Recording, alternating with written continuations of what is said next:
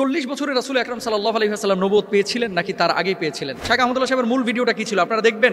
নবুয়তের পূর্বে রাসূল আকরাম সাল্লাল্লাহু আলাইহি ওয়াসাল্লাম কোন ধর্ম পালন করতেন? গুরুত্বপূর্ণ প্রশ্ন। নবুয়তের পূর্বে আমাদের প্রিয় নবী সাল্লাল্লাহু আলাইহি ওয়াসাল্লামের ধর্ম কি ছিল? যদি বলেন যে কোন ধর্ম অনুসরণ করতেন না, তাহলে নাউজুবিল্লাহ উনি কি ধর্মহীন ছিলেন নাকি? উনি নবী হয়েছেন কত বছর বয়সে? 40 বছর বয়সে। তাহলে 40 বছর বয়স মানে তো জীবনের মূল টাইমটা প্রায়। তো এই 40 বছর পর্যন্ত উনি নিজে তো নবী ছিলেন না, উনি নবী হয়েছেন তারপরে। তাহলে 40 বছর পর্যন্ত নবী হওয়ার আগে তার ধর্ম কি ছিল? সেই প্রশ্নটা শায়েখ পড়েছে মাত্র, কাট করে নিয়ে যে ওই জায়গাটা ওখানে বসানো হয়েছে। আর এটা নিয়ে আমাদের ভাইয়েরা গোটা দেশ উত্তাল করে ফেললো। ফুল ভিডিওটা আগে দেখেন, তারপর আপনারা সিদ্ধান্ত নিন। কিন্তু যারা বিরোধিতা করছে 48 ঘন্টার আলটিমেটাম দিয়েছে একজন আলেমকে, একজন আলেম আহমদুল্লাহকে। আরে আহমদুল্লাহর গোনার টাইম আমরা আছে? এই জন্য যে আহমদুল্লাহ এই কথা বলেছেন তাকে বলবো আমি 48 ঘন্টা সময় দিলাম। যে আলটিমেটাম দিছে আমি আসলে বাস্তবিক পক্ষে তাকে কোনো আলেম মনে করি না। সে ভাইরাল হয়েছে কি দিয়ে? ঢেলে দিই। পরিবেশটা সুন্দর না? আপনারা খাবেন? ঢেলে দেই, ঢেলে দেই। সে ভাইরাল হয়েছে কি দিয়ে? বুঝলে বুঝ পাতা, না বুঝলে তেজপাতা। বুঝলে বুঝ পাতা, না বুঝলে। এখন আর চা খাই না, কফি খাই। আগে চা খেতাম, এখন কফি খাই। উদ্ভট কিছু জিকির করে যেগুলো জিকিরের সংজ্ঞায় পড়ে না। আমি কত ভালোবাসি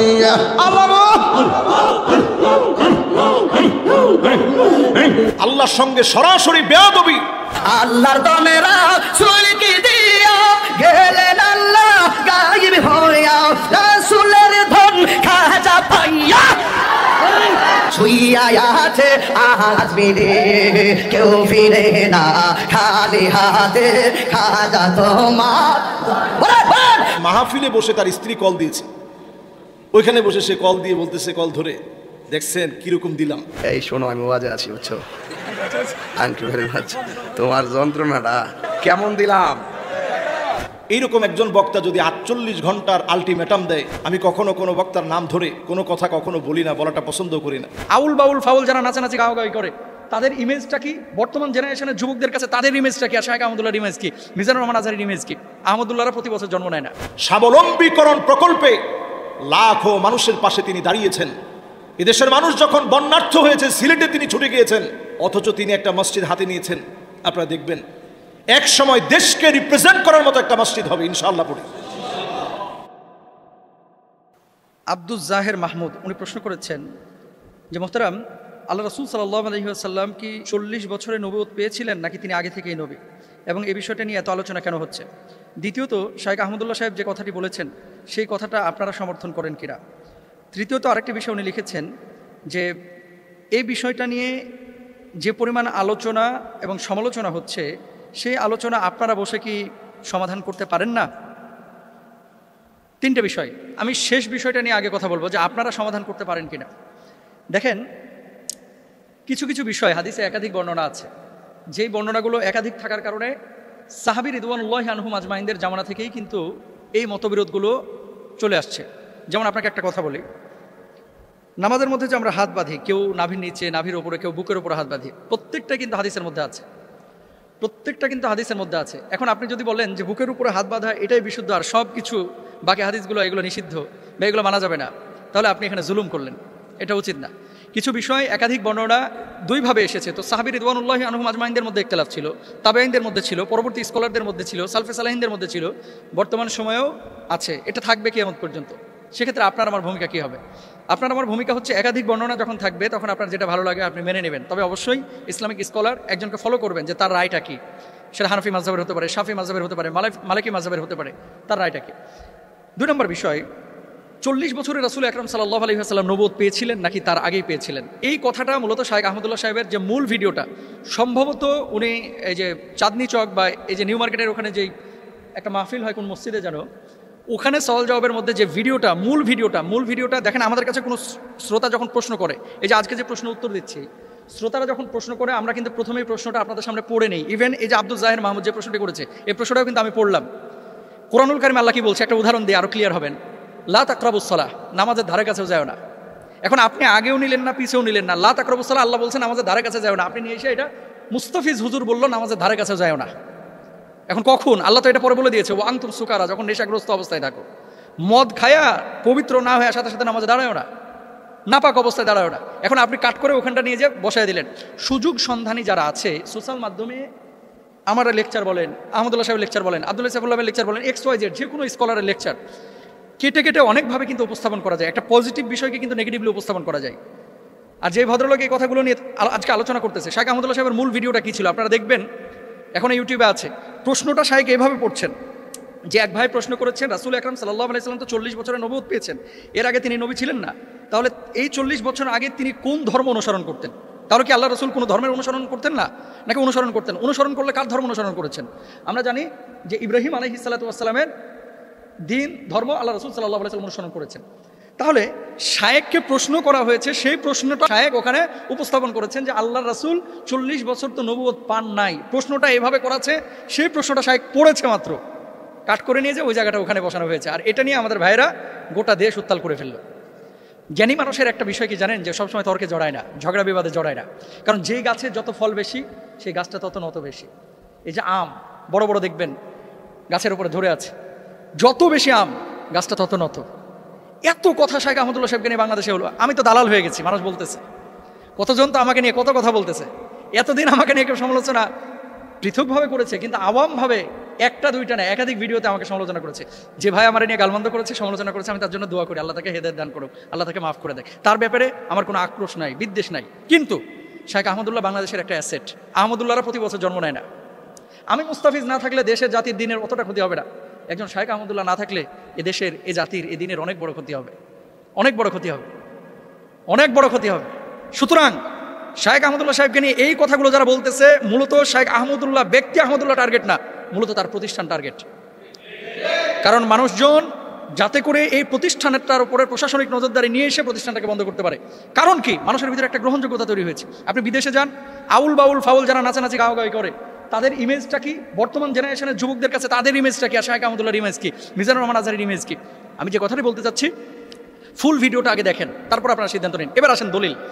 বলা হচ্ছে কি, যে কেউ যদি নবীজিকে বলে যে 40 বছরে আল্লাহ রাসূল সাল্লাল্লাহু আলাইহি ওয়াসাল্লাম নবুয়ত পেয়েছেন, তার আগে যদি কেউ বিশ্বাস না করে সে কাফের হয়ে যাবে। যদি এই কথা কেউ বলে, তাহলে আনাস ইবনে মালিক রাদিয়াল্লাহু তাআলা আনহু এবং আব্দুল্লাহ ইবনে আব্বাস রাদিয়াল্লাহু তাআলা আনহুমা তাদের কথা অনুসারে সেই কাফেরের খাতায় তাদের নাম উঠে যায়। নাউযুবিল্লাহি মিন যালিক। কেন বলি? বুখারী শরীফের হাদিস। আনাস ইবনে মালিক রাদিয়াল্লাহু তাআলা আনহু কি বলছেন? আল্লাহ রাসূল সাল্লাল্লাহু আলাইহি ওয়াসাল্লামের 1 বছরও না 2 বছর না 10টা বছর তিনি খিদমত করেছেন। তিনি বলছেন, বাআসাহুল্লাহু আলা রাসি 40 সানাতান। হযরত আব্দুল্লাহ ইবনে আব্বাস রাদিয়াল্লাহু তাআলা আনহু থেকে বর্ণিত, বুআইসা রাসূলুল্লাহ সাল্লাল্লাহু আলাইহি ওয়াসাল্লাম লি 40 সানাতান।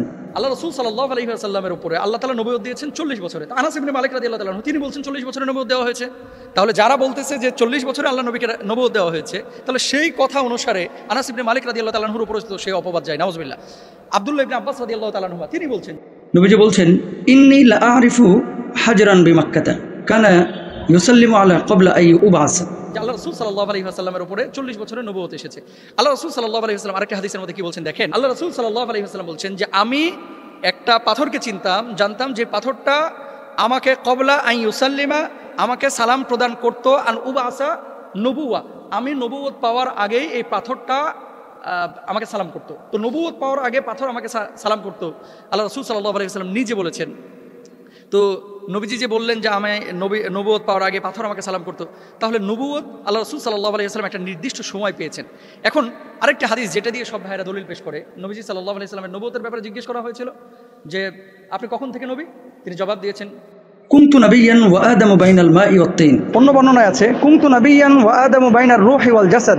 আদম যখন শরীরে এবং পানির মধ্যে তিনি ছিলেন, তখন থেকেই আল্লাহ রাসূল সাল্লাল্লাহু আলাইহি ওয়াসাল্লাম নবুয়ত পেয়েছিলেন। আদম যখন রূহ এবং মাটির মধ্যে মিশ্রিত ছিলেন, তখন থেকে আল্লাহ রাসূল সাল্লাল্লাহু আলাইহি ওয়াসাল্লাম নবুয়ত পেয়েছিলেন।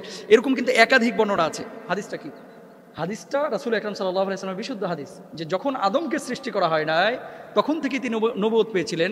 কিন্তু আদম আলাইহিস সালাতু ওয়াস সালামকে আল্লাহ সুবহানাহু ওয়া তাআলা যে পৃথিবীর বুকে পাঠিয়েছেন, নবীকে যে আল্লাহ সুবহানাহু ওয়া তাআলা পৃথিবীর বুকে পাঠিয়েছেন, নবীজি 40 বছর পর্যন্ত নবুয়ত পান নাই, কিন্তু আগে থেকে নবুয়ত ছিল লাউহে মাহফুজে। কোরআন যেমন সংরক্ষিত ছিল, নবীজির স্বীকৃতি লাউহে মাহফুজে এবং আসমানি জগতে, রুহানি জগতে আল্লাহ তাআলা আগেই দিয়ে রেখেছিলেন।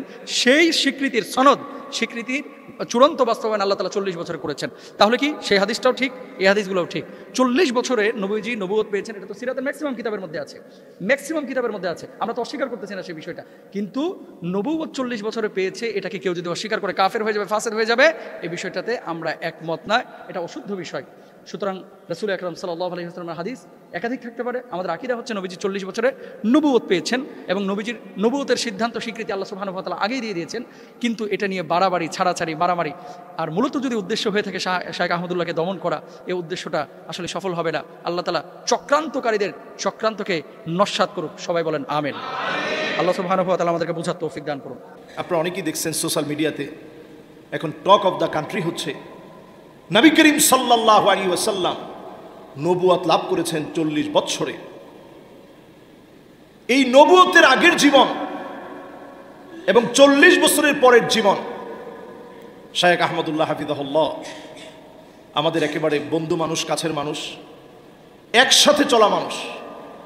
উনি ওনার বক্তব্যে কোনো ভুল করছেন বলে আমার কাছে মনে হয় না। নবী করিম সাল্লাল্লাহু আলাইহি ওয়াসাল্লামকে নবুয়তি আল্লাহ দান করেছেন কত বছরে? 40 বছর বয়সে আল্লাহ রাব্বুল আলামিন নবুয়তি দান করেছেন। এই নবুয়তির পুরো চ্যাপ্টারটা আল্লাহ রাব্বুল আলামিন ভাগ করেছেন 2 ভাগে।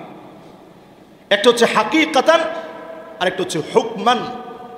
আল্লাহ রাব্বুল আলামিন যাদেরকে নির্বাচন করে রাখছেন নবী হবেন, এই চার্টের ভিতরে সৃষ্টির সূচনা লগ্নে আদম আলাইহিস সালাতু ওয়াস সালাম বাইনার রূহি ওয়াল জাসাদ, যখন উনি রূহ আর শরীরের মাঝামাঝি ছিল, এখনো রূহকে ফুৎকার করা হয় নাই, আকার আকৃতি দেওয়া হয় নাই, তখন থেকেই নবী মুহাম্মদ সাল্লাল্লাহু আলাইহি ওয়াসাল্লামকে আল্লাহ রাব্বুল আলামিন নবী হিসাবে নির্বাচিত করে রাখছেন। জোরে বলেন আল্লাহু আকবার। তো শাইখ আহমদুল্লাহ হাফিজাহুল্লাহ তিনি একই কথা বোঝাতে চেয়েছেন বারবার। উনি কোনোভাবেই এটার বিপরীত নন। একটা হচ্ছে হাকিকাতান, বাস্তবিক পক্ষে তিনি নবী হবেন, এই সিদ্ধান্ত আল্লাহ রাব্বুল আলামিনের বহু আগ থেকে। যেমন বাপ সবসময় সিদ্ধান্ত নিয়ে রাখে আমার এই ছেলেটারে আলেম বানাবো, সিদ্ধান্ত নেওয়ার পর আমি মানুষ, আমার সিদ্ধান্ত আল্লাহ রাব্বুল আলামিন যেহেতু সুযোগ দিচ্ছেন, আমি যদি নিজে আলেম না হই, বাপের সিদ্ধান্ত ছিল যে আলেম বানাবে, এটা ছিল হাকিকি বাবার সিদ্ধান্ত, বাবার নির্বাচন। কিন্তু নবীদের ক্ষেত্রে আল্লাহ রাব্বুল আলামিন যখন কোনো নির্বাচন করেন, তখন নবীরা কোনোভাবেই এই সিদ্ধান্ত থেকে বাহিরে যাওয়ার সুযোগ নেই। নবীদেরকে যিনি মাসুম বানিয়েছেন তিনি কে? যারা বিরোধিতা করছে জাতি তাদের কাছ থেকে কি পেয়েছে একটু চিন্তা করেন। আমি কখনো কোনো বক্তার নাম ধরে কোনো কথা কখনো বলি না, বলাটা পছন্দ করি না, কিন্তু যারা বিরোধিতা করছে 48 ঘন্টার আলটিমেটাম দিয়েছে একজন আলেমকে, একজন আলেম যে আলটিমেটাম দিচ্ছে, আমি আসলে বাস্তবিক পক্ষে তাকে কোনো আলেম মনে করি না। সে দেখবেন বাংলাদেশে কোনো অবদানের কারণে সে ভাইরাল হয়েছে, অথবা মানুষের দিলের ভিতরে তার কোনো কথা, হৃদয়স্পর্শী কোনো কথা গেঁথে গিয়ে সে ভাইরাল হয়েছে। এরকম ভিডিও আমার অন্তত চোখে পড়ে না। সে ভাইরাল হয়েছে কি দিয়ে? ঢেলে দিয়ে। ঠিক কিনা বলে? আমাদের দেশের মিডিয়াতে পর্যন্ত তুলপার হয়ে গেছে তার ঢেলে দিয়ে। সে ভাইরাল হয়েছে কি দিয়ে? এখন আর চা খাই না, কফি খাই। সে ভাইরাল হয়েছে কি দিয়ে? বুঝলে বুঝপাতা, না বুঝলে তেজপাতা। সে ভাইরাল হয়েছে কিভাবে? উদ্ভট কিছু জিকির করে, যেগুলো জিকিরের সংজ্ঞায় পড়ে না, আল্লাহর সঙ্গে সরাসরি বেয়াদবি, বিভিন্ন ভণ্ডদের নামগুলো তার বিভিন্ন আলোচনার মধ্যে বলে বলে এই পাগলামি সাগলামি দিয়ে সে ভাইরাল হয়েছে। ঠিক কিনা বলে? শুধু এক জায়গায় না, আপনি আরো মিলায় দেখেন তার অবদান কি বাংলাদেশে। তার অবদান হচ্ছে মাহফিলে বসে তার স্ত্রী কল দিয়েছে, ওইখানে বসে সে কল দিয়ে বলতেছে, কল ধরে দেখছেন কিরকম দিলাম, স্ত্রীর সঙ্গে কথা বলছে। এই যে আপনি স্ত্রীর সঙ্গে কথা বলছেন, আমরাও তো ওয়াজের ময়দানে আলহামদুলিল্লাহ বাংলাদেশ দেশের বাহিরে 10 বছর ধরে কথা বলি। মিশর যখন পড়াশোনা করতাম তখনও 5 বছর কথা বলছি। এই মোট 15 বছর কথা বলার ক্ষেত্রে আজ পর্যন্ত এরকম হাস্যকর কোনো কথা আল্লাহ রাব্বুল আলামিন আমার জবান দিয়ে বের করেনি, আগামী দিনেও যেন আল্লাহ বের না করে, পড়ে না আমিন। তার অবদান কি জাতির ভিতরে? ছেলেদেরকে উস্কানি দেওয়া। তার অবদান হচ্ছে এমন উদ্ভট কথা বলা যেগুলো কুরুচিপূর্ণ, যেই কথাগুলো স্বামী স্ত্রী তার সন্তানদেরকে নিয়ে একত্রে শুনতে পারে না, যে কথাগুলো দিয়ে প্রতিনিয়ত টিকটক হচ্ছে। এইরকম একজন বক্তা যদি 48 ঘন্টার আলটিমেটাম দেয়, এটা টিকটকারের আলটিমেটাম হবে, বাস্তবিক কোনো আলটিমেটাম হবে না। ঠিক কিনা বলে? আমরা আলেমরা সজাগ হওয়া উচিত। শাইখ আহমদুল্লাহ এই জাতির রাহবার হিসেবে কি করে নাই। আমি এমন ব্যক্তির পক্ষে বলছি না যে ব্যক্তি যার সাথে আমার চলাফেরা নাই। ওমর রাদিয়াল্লাহু তাআলা আনহুর সামনে এসে বলা হচ্ছে এই লোকটা খুব নেককার, খুব দিনদার। ওমর রাদিয়াল্লাহু তাআলা আনহু বলছেন, আতা আমালতা মাহু, তুমি কি তার সাথে লেনদেন করছো? বলছে, না, লেনদেন তো করতে পারিনি। তো কেমনে বুঝলা যে লোকটা দিনদার? আসাফারতা মাহু, তুমি কি তার সাথে সফর করছো? কোথাও ভ্রমণে বের হইছো? বলছে, না, ভ্রমণেও বের হইনি। তো কেমনে বুঝলা লোকটা দিনদার? আমি ওনার সাথে দুবাইয়ের সফরে ছিলাম, প্রায় সময় আমরা একসঙ্গে বসি। আমি জেনে শুনে বলছি, দায়িত্ব নিয়ে বলছি, এদেশের লাখো মানুষের কর্মসংস্থানের ব্যবস্থা, স্বাবলম্বীকরণ প্রকল্পে লাখো মানুষের পাশে তিনি দাঁড়িয়েছেন। সাদকায়ে জারিয়া, আমাদের দেশের এই ক্লাইমেটের যে পরিবর্তন, তিনি বৃক্ষরোপণ কর্মসূচির মধ্য দিয়ে এ জাতির আবহাওয়া নিয়ে চিন্তা করেন, যাহার এই জাতি যদি কষ্টে পড়ে যায়। এদেশের মানুষ যখন বন্যার্থ হয়েছে, সিলেটে তিনি ছুটে গিয়েছেন, সাতকানিয়াতে তিনি ছুটে গিয়েছেন দায়িত্ব নিয়ে। সমস্ত মিডিয়াগুলো সেগুলো ক্যাপচার করেছে, আপনারা দেখেছেন নিশ্চয়ই। এরকম একজন দায়িত্বশীল, গুরুগম্ভীর একজন আলেম, আলিমুন মুস্তামিলুন ইলমাহু, যিনি তার এলেমকে কাজে লাগায় বলে আমি মনে করি যে আলেমের কাছ থেকে অনেক কিছু শেখা যায়। যুগ জামানা পাল্টে দিতে চাই না অনেকজন, এক আলেমই আনতে পারে জাতির জাগরণ, ঠিক কিনা বলে? এরকম জাগরণ সৃষ্টিকারী একজন আলেম। আমি খুব চিন্তা করতেছিলাম যে আমাদের দেশে এই 2 কোটি মানুষের বসবাস ঢাকা সিটিতে, এই ঢাকা শহরের ভিতরে মসজিদ আছে 6,000-এর উপরে, কিন্তু আমাদের দেশকে রিপ্রেজেন্ট করার মতো মসজিদ ঢাকা সিটিতে 1968 সালের যে বাইতুল মোকাররম মসজিদ, তখনকার সময় এটাকে রিপ্রেজেন্ট করার মতো ছিল। এখন এর চতুর্পাশে এত পরিমাণ বিল্ডিং হয়ে গেছে, আপনি আকাশ থেকে তাকালে তেমন কিছু নজরই পড়বে না। অথচ তিনি একটা মসজিদ হাতে নিয়েছেন, আপনারা দেখবেন এক সময় দেশকে রিপ্রেজেন্ট করার মতো একটা মসজিদ হবে ইনশাআল্লাহ পড়ে। এরকম একজন আলেমের বিরোধিতা যখন করবেন, পক্ষে বলাটা এটা আমাদের দায়িত্ব। পক্ষে বলাটা আমি নৈতিকভাবে দায়িত্ব মনে করি। আল্লাহ তাআলা যখন কারো কল্যাণ চান, কখনো কখনো এইরকম কিছু ব্যক্তির বিরোধিতার মধ্য দিয়ে আল্লাহ রাব্বুল আলামিন তার প্রিয় প্রিয় গোলামদের অনেক অনেক অনেক বেশি কল্যাণ দান করে দেন, ঠিক কিনা বলেন? যেমন ধরুন, আজকের আমি জুমাতে এই বিষয় নিয়ে কথা বললাম। তাহির সাহেবের মতো লোকেরা খুব ভালো করে বুঝেন, এটার কারণে তারও কিন্তু একটা মার্কেট লেভেলে তার দামটা কিন্তু কমে নেই। আমাদের জুমাতে তার নামটা নেওয়া হয়েছে, বিগত 10 বছরের কোনো দিন তার নামটা আমি নিয়ে নেই। আজকে তার কর্মকাণ্ড নামগুলো একটু নেওয়া হলো। এর দ্বারা বোঝা যায় এরা মার্কেটিং খুব ভালো বুঝে। অন্যদিকে এটা একটা অপচেষ্টাও হতে পারে। আল্লামা মামুনুল হক সাহেব যখন বাহিরে বের হয়েছেন, উনার বক্তব্যগুলো যখন চারদিকে ভাইরাল হচ্ছে, যুবকদের ভিতরে যখন ইসলামের স্পিরিট আর স্পৃহা যখন বেড়ে যাচ্ছে, এটাকে দমায়া দেওয়ার জন্য সুকৌশলে 48 ঘন্টার আলটিমেটামের মতো ঠুনকো একটা মিথ্যা বানোয়ার কথা দিয়ে একজনকে ঘায়েল করার মধ্য দিয়ে উনার বক্তব্যকে দাবিয়ে দেওয়ার চেষ্টা করা হচ্ছে, ঠিক কিনা বলে? এগুলো কৌশল। যতই কৌশল করেন, ইসলামের কাজ আল্লাহ রাব্বুল আলামিন যেখানে যতটুকু নেওয়া আল্লাহ তাআলা নিয়ে নেবেন। কথা কি আপনাদের সবার কাছে পরিষ্কার? তাহলে এই বিষয় নিয়ে আর কি কোনো সমালোচনার দরকার আছে? শায়েখ আহমদুল্লাহ হাফিজাহুল্লাহ যে কথা বলছে, এই কথার সঙ্গে আমি কোনো কথার দ্বিমত দেখি না।